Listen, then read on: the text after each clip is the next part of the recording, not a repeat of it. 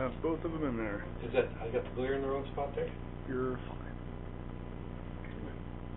Okay, on page 2 again, we have our little special parenthesis problems where you have to distribute inside of the parenthesis to each.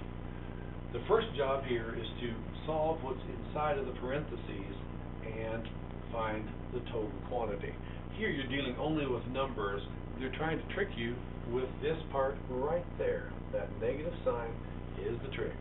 That negative sign affects every sign inside. Now there's two ways to do this. We can go ahead and distribute this and do this. And usually I do this just because I like to practice. I'm mean. And yes, your students already know that, and you know who I'm mean to you. I'm going to show you a simple way of this in a second. If you take that negative sign, the sign first, and the numbers next.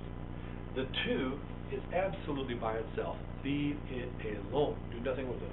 Leave them alone. The 3 only affects these.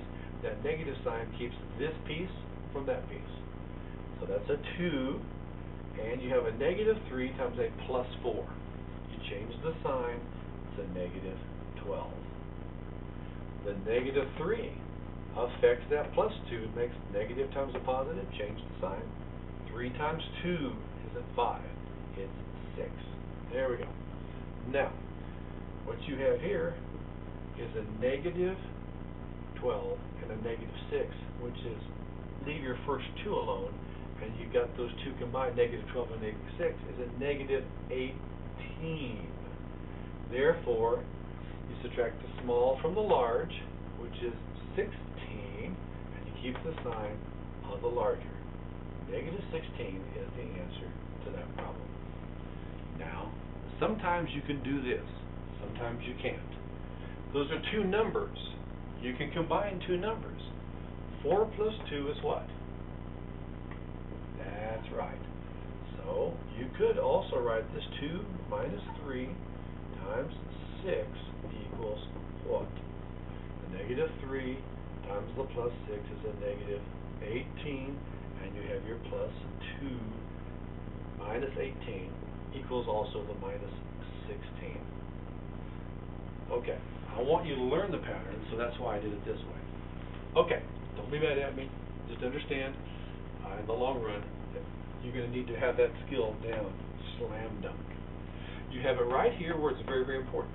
Tricks here, hint here, that little negative 5 on this side is going to do something to us. And that negative times this. And when you have this, connect these numbers, because that negative sign, it separates and makes this a piece, this is a piece, and that's a piece. And this, of course, is your equal sign right there. Now, the 2x is all by itself. 2x is all alone. It's fine. Leave it. The negative sign changes every sign inside. Negative 3 times a plus x. Exactly. Negative 3x. Now the negative 3 times that plus. Sign first, negative. Number second, 3 times 4, 12. Now the reason I could add there, they're both numbers. I've got a letter and a number. You can't add that, and you can't. I have kids try to multiply that. Don't do that. Don't do that. You do the distributive action right there. Now, it all equals what? Don't forget, it's negative 5. Very good. This is now our transposing problem. That was a number problem. The similarity being this action right there. You've got these 2 things that combine. A 2x, and then you take away 3x. Well, the larger of the 2 is the negative, and it's 1 larger, so you have a negative 1x.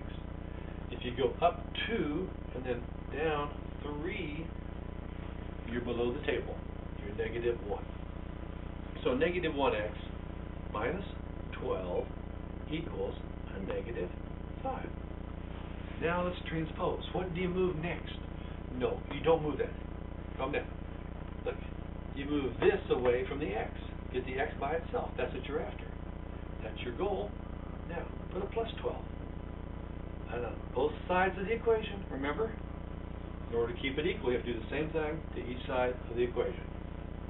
cancels, nothing. So you have a negative x, and it equals plus 12 minus 5.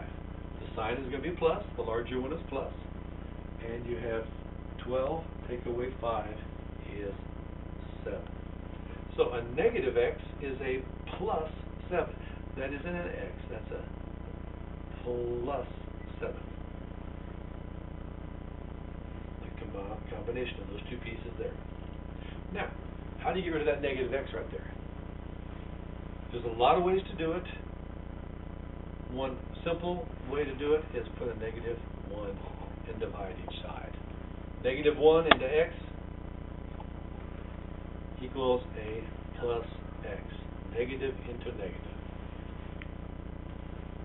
And a negative 1 into a plus 7 equals negative 7. That, my students, is your answer. Not a plus 7, a negative 7. Watch all your signs. That's why they'll have both answers on that test on a problem.